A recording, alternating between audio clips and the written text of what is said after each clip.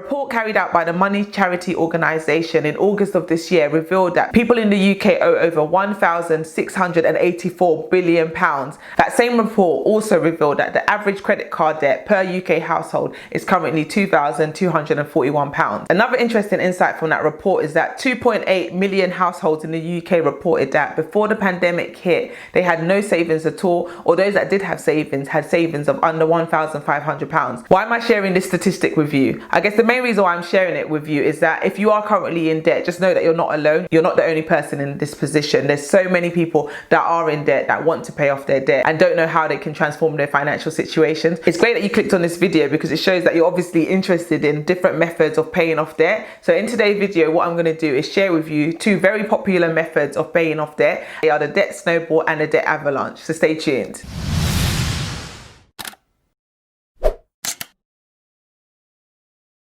Hey guys, and welcome back to my channel. If you're new around here, thanks for stopping by. My name's Tolu, and on this channel I share content all around personal finance, budgeting, frugal living, and I show you how to live your best life on a budget. So the first of the two methods of debt repayment that I'm going to talk to you about is the debt snowball method. Now this is my preferred method of paying off debt, and I'll tell you why later on in this video. Just to give you a brief explanation of what the debt snowball method is first. The debt snowball method is a method where you write all your debts that you currently owe in order from smallest to largest. Grab a piece of paper, or you can use Google Sheets to write a list of all your debts from the smallest amount that you owe to the largest amount. So for example, you could have £500, £1,000, £2,000 and £4,000. So those are the four debts that you currently have outstanding in order from smallest to largest.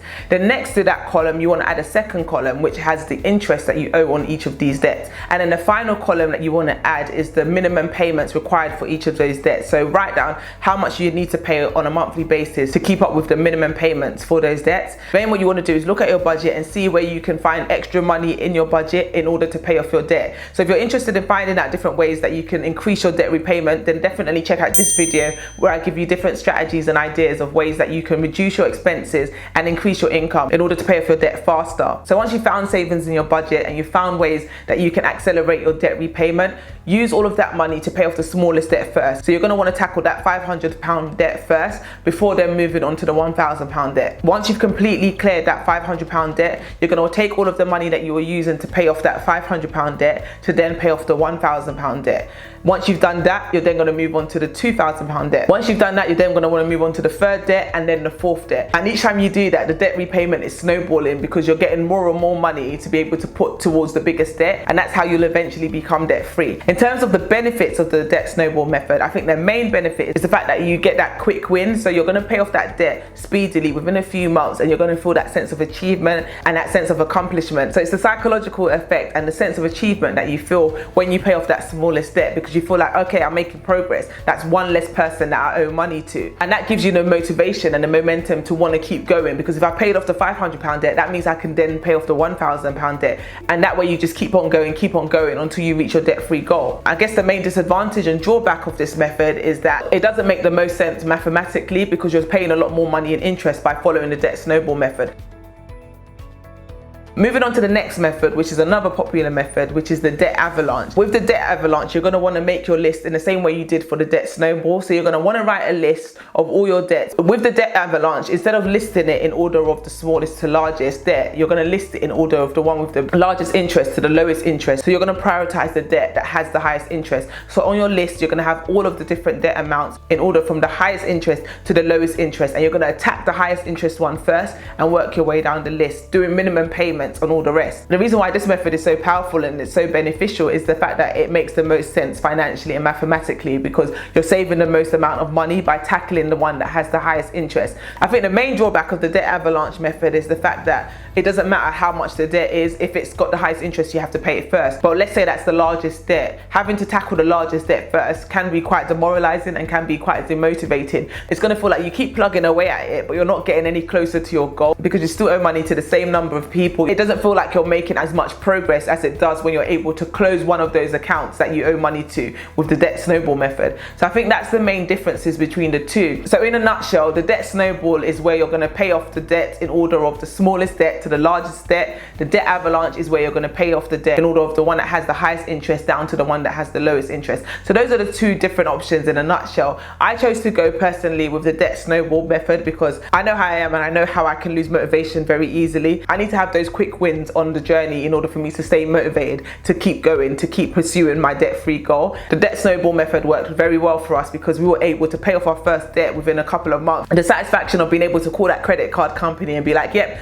we're paying off our balance, we don't want to use you anymore. It was such a rewarding feeling that we were so determined to keep on going and pursuing debt freedom. So I think if we had done the debt avalanche method, I don't know if we would have stuck at it and followed through to the end, because our largest debt at the time was £12,000 and that had the lowest interest. So having to tackle that month in, month out, knowing that our first hurdle was £12,000, that would have seemed like such an unachievable target, too big a goal for us to reach, and the chances are we would have just continued to bury our heads in the sand and not bother trying to deal with it. Another thing that you can do is a combination of both. So you could do a combination of the snowball and the avalanche. So what you could decide to do is, just so that you can get that quick win, tackle that £500 debt first, but then the remaining three, you can put them in order of the highest interest to the lowest interest. So that way you're getting the best of both worlds. So not only are you able to get that quick win in terms of paying off the first £500 debt, but then you're also going to make extra savings by following the avalanche method for the remaining debt. In terms of which method you should use, that really is up to you. That's a decision that you're going to have to make for yourself. It's not one I can make for you. I really believe that personal finance is personal. We're all on an individual journey. We're all going to have to make the decision that we think is right for ourselves and our financial situation. So I don't believe that there is a right or wrong answer. Yes, you'll probably save yourself a lot more money by following the debt avalanche method, but are you going to follow through if you are following the debt avalanche method? Perhaps it might be better for you to then do the debt snowball, so at least you're making progress towards that goal and you're more likely to stay the course and eventually reach debt freedom. So yes, it may take you a bit longer, but if you're continuing on that process,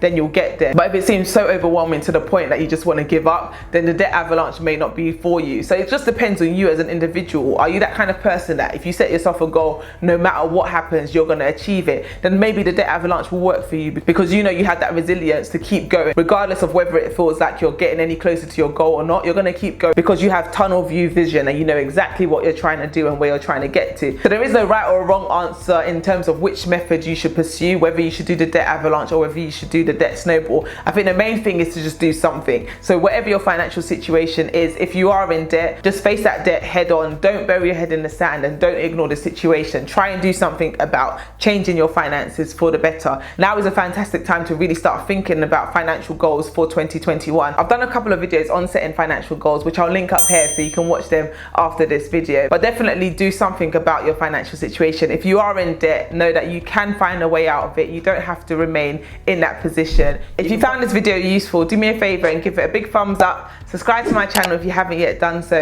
Tell a friend to tell a friend, and I will see you in my next video. Thanks for watching, guys. Bye.